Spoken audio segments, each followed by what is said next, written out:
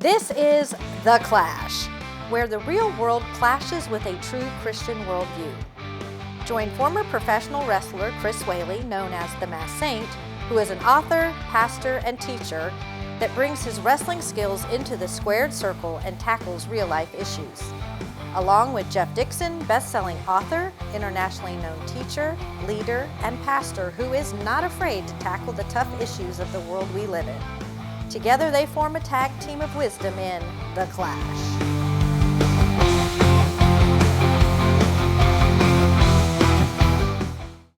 Hi, welcome to The Clash, where we take a Christian worldview and allow it to clash into the world and the culture around us.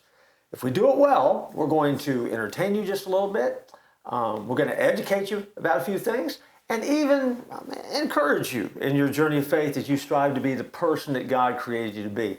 I'm Jeff Dixon. I'm one of the hosts of this wild and woolly show, but the real host of the show is sitting next to me. It is Chris Whaley, former professional wrestler, pastor extraordinaire. You also may know him as the Saint. Hey, Chris, how you doing? Jeff, I'm doing great. Just, an exciting time. We had a wonderful opportunity to get part of Patrick Moody's story. Mm-hmm. And now we're going to get to hear more of that story. Patrick was an actor. He was in 5 Burt Reynolds movies. Did a lot of other work. He was the stage manager for the Burt Reynolds Dinner Theater. Eventually became a pastor, which was his calling. And he's just got some great stories to share with us. And you're going to particularly enjoy some of those that we have today. So let's go back to that interview. Well, what now? So you've done both. Which is tougher? Is it tougher being an actor trying to make it in Hollywood, or is it tougher being a pastor in a Southern Baptist church? That is an excellent question, Jeff. That is an excellent question. My goodness. On the one hand, the Hollywood, there are times when you feel so alone and you feel as if nobody cares. I was a good friend with Lucy Arnaz, Lucille Ball's daughter. And we were out for breakfast one time and I asked her, Lucy, if you were starting an acting class in Hollywood, what would you do? What would it be like? What would your acting class be like? And she said, without batting an eye, she said, the first 6 weeks would be intense psychological training on how to accept rejection. Mm-hmm. No acting classes or anything. I would just tear you down and rebuild you like a Marine at Paris Island to accept rejection, because that's what actors do. They have to accept rejection. So there's a lot of loneliness there. Now, go to the pastors. There's people everywhere, and everybody wants you, and everybody figures you're their best friend, and everybody's, so it's a counter kind of a thing. It's you're not lonely. There are a lot of people, and you're trying to take care of a lot of people and help a lot of people. But it can be extremely crazy, busy, scattered, blissful, joyful, uh, uh, sometimes tough, really tough. So it's I don't know how to answer that question, but that's a good question. Mm-hmm. Both of them have their, when you're on top in Hollywood, there's nothing better. But it's sort of like a roller coaster. Burt had a belt around his, and he loved belt buckles, and he made belt buckles for the crew and everything. But he had a belt, and I was reading it one time, and the belt on the back said, "You're only as good as your last picture." That's what it said. You're only as good as your last picture. So there's elation, but when there's no phone calls, you're just waiting for the phone to call. You're checking in with your agent. Have you had anything? And nope, haven't had anything. So you're trying to figure out what to do. But on the other hand, as pastor, it's everybody's just, everybody figures so it's a shepherd versus, I don't know, lost guy in the wilderness. Yeah. I have no idea. See, here's a business idea for you. For pastors, you can make a line of belts that say you're only as good as your last sermon. Hey, you're absolutely right. We can That's do a, that. take that and run with it, Jeff. I'll do that in my free time. Yeah, you only good as your last sermon. Yeah. That's I it. like Perfect, that. right? Same thing. Same thing. I'd like to believe that Patrick has had an influence on, different lives there in Hollywood during his time there. But one of them I know that he made a difference in his life is a guy named Judge Reinhold. Hmm.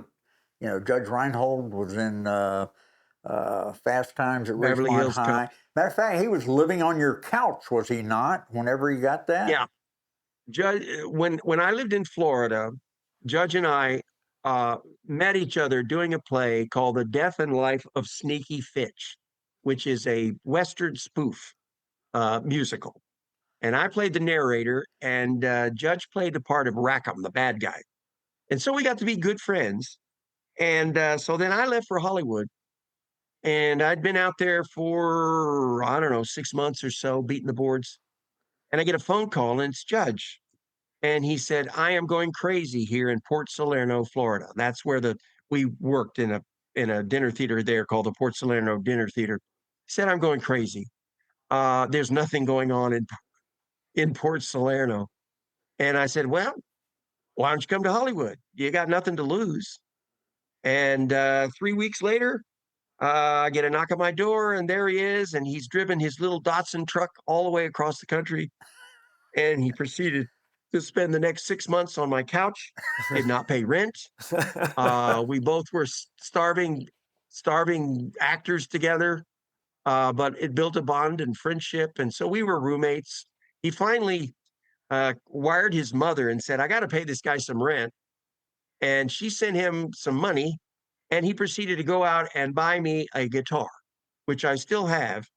But we've been friends through the years. We separated ways a little later, and we didn't see each other. And then I had a friend who called me, who was working at Disney, and said, I have an old friend here of yours that I'm working with. His name's Judge Reinhold. And he reconnected us. And Judge had found the Lord. Wow. Judge was he was full of himself in the early 80s. And there was a girl on the set that he wanted to date. He wanted to take her out. And he asked her you want to go out? And she said, no. And he said, oh, okay. So he asked her again, you want to go out? I'll take you out. She said, no. And he asked her a third time, and he finally said, I'm Judge Reinhold. Come on. Fast Times. I'm, the Eddie Murphy movies, Beverly Hills Cop, And she said, look, I know who you are. We've been working together on this set, but I'm a believer. I'm a follower of Jesus Christ. And I just really don't have is no interest that I have. So I appreciate, the invitation or whatever. And he went back again, and he asked her again. And she said, I'll tell you what, if you'll go to church with me, uh, then we'll go out afterwards and have lunch. How's that? And he thought, okay, well, this is halfway to first base, so I'll give it a shot. So he went with the girl to Easter Sunday service at a church on the way. Pastor Jack Hayford, Mm-hmm. who was a dynamic, powerful,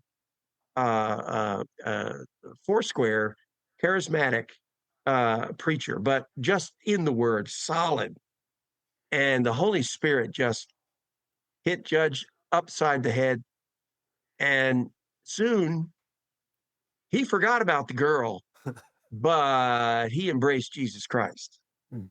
And I had the opportunity years later. He had been baptized, but he came down here, and I had the opportunity of baptizing him in the ocean for a second time a few years ago.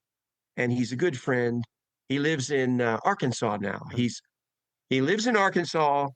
He collects the residuals and lives a happy life, does some voiceovers and this and that's. Great guy, wonderful guy. I love Judge. Good man. Well, I got to ask you this. I got to ask you, and hope you don't mind saying something about it, but you did Burt Reynolds' funeral. Yeah. And I know if you don't mind, just share with us how you were struggling with that, and then Yeah. that Yep. story that I'm talking about. Yep. I had been serving at Village Baptist Church. Burt passed away in September of 2018. It was a shock. Everybody was in shock, and everybody was wondering, is there going to be a funeral? And so what happened was we started to communicate with Family Church, West Palm Beach, Florida, and there had been no word whatsoever about a funeral. There was no announcement, but they asked me to officiate at the funeral. Now, I had worked with Burt Reynolds for 7 years, and as I've shared with you, he was a great guy. He was a wonderful guy. There were times when he made allusions to his spiritual walk with veil type things like the man upstairs, et cetera, et cetera. And he walked the walk, it seemed, but I never knew for sure. So as a pastor, and Chris can tell you this, when you do a believer's funeral, that's one thing, because we know where they've gone. When you do a non-believer's funeral, that's another thing. And it's tougher. So I was conflicted because I didn't know where Bert's spiritual walk was. So I was in agony because I am not going to stand in the pulpit and say that silly thing of, oh, he's up there with Dom DeLuise and Charles Nelson Riley and all these other buddies, and they're having the best. That is not biblical, as we all know. And I'm not going to lie from the pulpit and make up something in front of mostly unbelieving people to make them feel good and tickle their ears so they can all walk away feeling good. I'm not. So I was deeply conflicted inside my heart, and I was praying, Lord, help me with this. I want to be a witness to these people, but I can't say if I don't know. And I'm not a person who hears voices, but while I was in the midst of this, in the middle of the night, I heard a voice that said, call Bobby Bowden. Now, Bobby Bowden and Burt Reynolds were like this. They were buddies, they were friends. And of course, if you know anything about Bobby Bowden would witness to a wooden Indian. Bobby Bowden would witness to a seagull. Bobby Bowden loved the Lord and was witnessing all the time to everybody and anybody. And I had been with my wife and my dad to Burt Reynolds' 80th birthday, which was held at his house in Hobe Sound, Florida. And Leo Corsi was there, Bobby Bowden was there, some other celebs were there. It was kind of a private thing, but it was really, really nice. And so I had talked to Bobby Bowden. Of course, we talked to Burt and everybody else. And then my dad and my wife, we all got home and went home. And there was just a few people left when we left. One of them was Bobby Bowden. So back to my conflicted situation with the funeral, I hear this voice that says, call Bobby Bowden. So I called Burt's assistant, who was scrambling to get the funeral arrangements and trying to hold off publicists and press and everybody else. And I said, I have to get in touch with Bobby Bowden. And so he said, I'll call up there and someone will call you from Coach Bowden's office. And so the lady called, her name was Sue, and she said, okay, yeah, we'll set it up. Excuse me. And so I called Bobby Bowden. I said, Coach, uh, I, I, I had met him once before. I reignited his memory as to who I was. I said, we were at Bert's wedding, excuse me, Bert's birthday, 80th birthday. And you were there. It's, oh, yeah, it was great. Yeah, I met you. I met your dad, met your wife. You was great, blah, blah, blah, blah. And I said, Coach, I got to ask you a question. If you know this answer, you would be the one who would know. Did Burt ever receive Jesus Christ as his Lord and Savior? And without a second, Bobby Bowden said, oh, yeah, it was at the birthday. You guys had already left. And I said, really? Tell me about this. Please tell me. He said, everybody had gone. I was sitting there next to Burt. Everyone had left. And I turned to Burt and I said, Burt, this is Bowden talking, but he's telling me, he said, Burt, God has been very good to you, and God has been very gracious to you. And you're 80 years old now.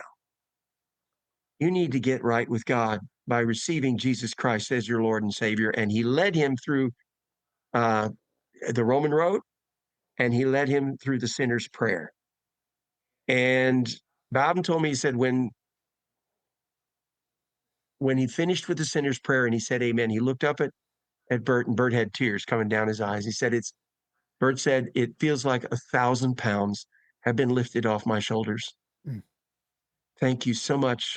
And it was like a massive relief for him. And so Bowden told me, he said, oh, yes, he received Jesus Christ on that night. I think it was like September, whatever, his birthday, whatever his birthday is in September. And his 80th birthday. So I shared that story. But before I shared that story, I don't know if we've got the time for this. I'll be quick. Going back, my father witnessed to Burt Reynolds. My dad had a sailboat. It was called Sailbad the Sinner. And he would take people out on the boat. And he took Burt out into the ocean. And they were sailing along in Sailbad the Sinner.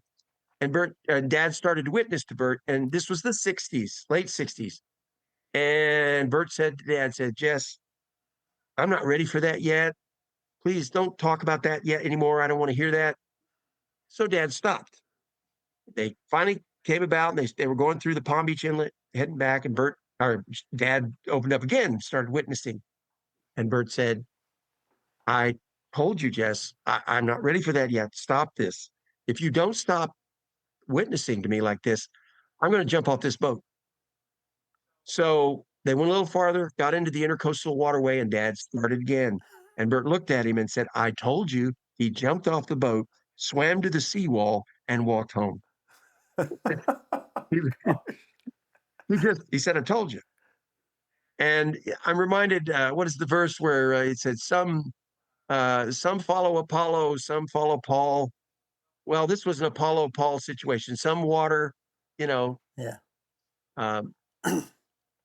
Dad worked hard, but it was through all of that planting of the word in Burt's heart and the relationships with my dad, with myself, and some other people, to the point where it was the right time on his 80th birthday that Burt Reynolds received Jesus Christ. I have no doubt where he is. He's in heaven. And so at that funeral, I shared that with those people. And a lot of them were dressed in black. And that told you exactly where they were in regard to their spiritual life. You can tell when a believer goes to heaven and there's a congregation of believers, they're happy because they know where he went. Yeah. Mm-hmm. But you can tell with lost people because they're all wearing black and gloomy and sad and dour. And it was the latter for Burt's funeral. But I witnessed to him and I said, if any of you all want the promise of heaven and what Burt has now, because Burt is now looking in the face of Jesus, face to face, then come and talk to me afterwards. And there was a second funeral. It was a very private funeral. This one had about 300-400 people in it, but there was more private people where a lot of Hollywood people came in.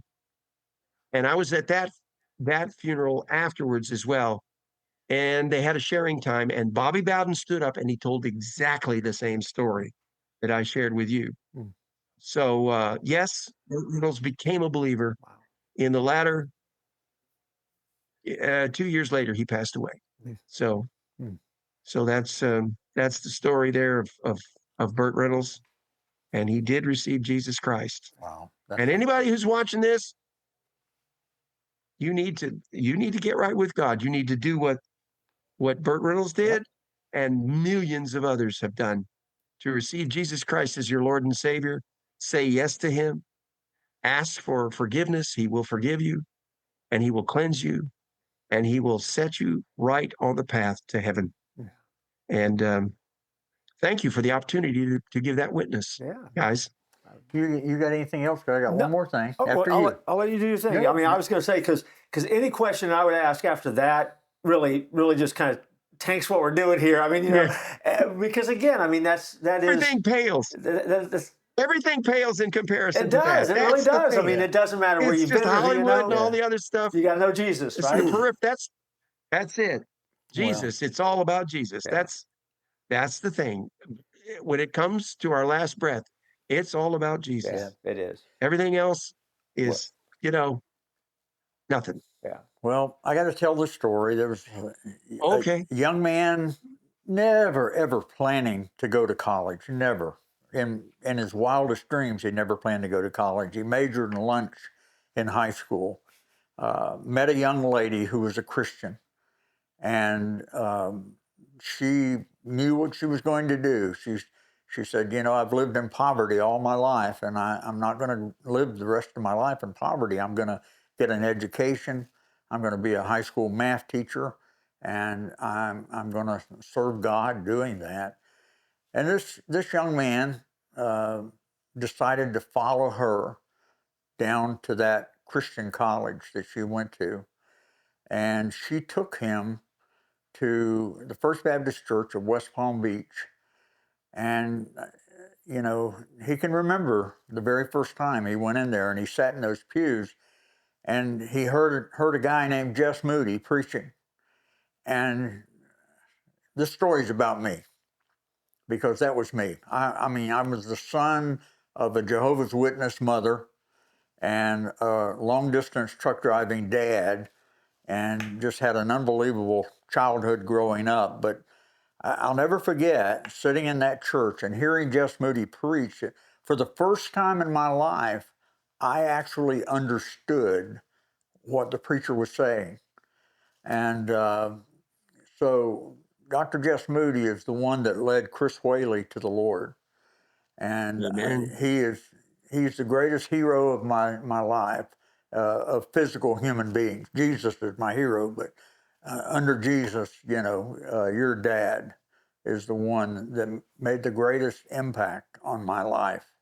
And I can never thank him enough. And so it's great for me because he's going to be with Jesus. We just celebrated his 100th birthday last week. Yes. Well, I don't know when this film is going to come out, but anyway, it was then. We celebrated his 100th birthday.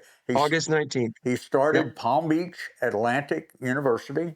When my wife and I were students there were probably almost 300 students.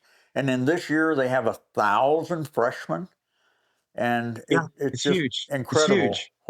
What almost 5,000 students. Yep. Yeah. It's incredible that your dad is the guy that started that. And that's a legacy that is going to live long after you're gone, after I'm gone. Yep. And I can just never thank him enough. And it is a great, great honor to be your friend. And thank you so much for giving your time. Thank you. It's been wonderful. It's been great sharing, going down memory lane a little bit. And I appreciate what you guys are doing.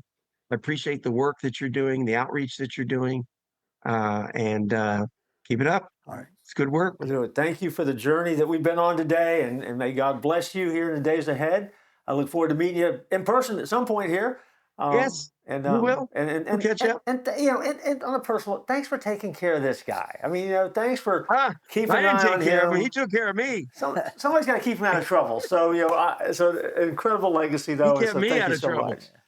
He kept me out of trouble. It's been a blessing, guys. Thank you. Right. Love you, buddy. Take care. Be blessed. Sometimes you hear some things that are very powerful and they will stick with you and you're going to remember them. And in this episode, you have probably heard a chapter out of the life of Burt Reynolds that you probably didn't know until today. And you know some of the ways that God moves the right people into place to make that happen. There's so many amazing lessons in that, Chris, where we're interconnected and how God uses each one of us to nudge us toward the kingdom and do what we're created to do. And so I've had a great time. So thank you for introducing us to your friend. Yeah. But we are out of time in this episode. So what do we need to do? Well, when you're all out of time, you just remember this: don't tap out.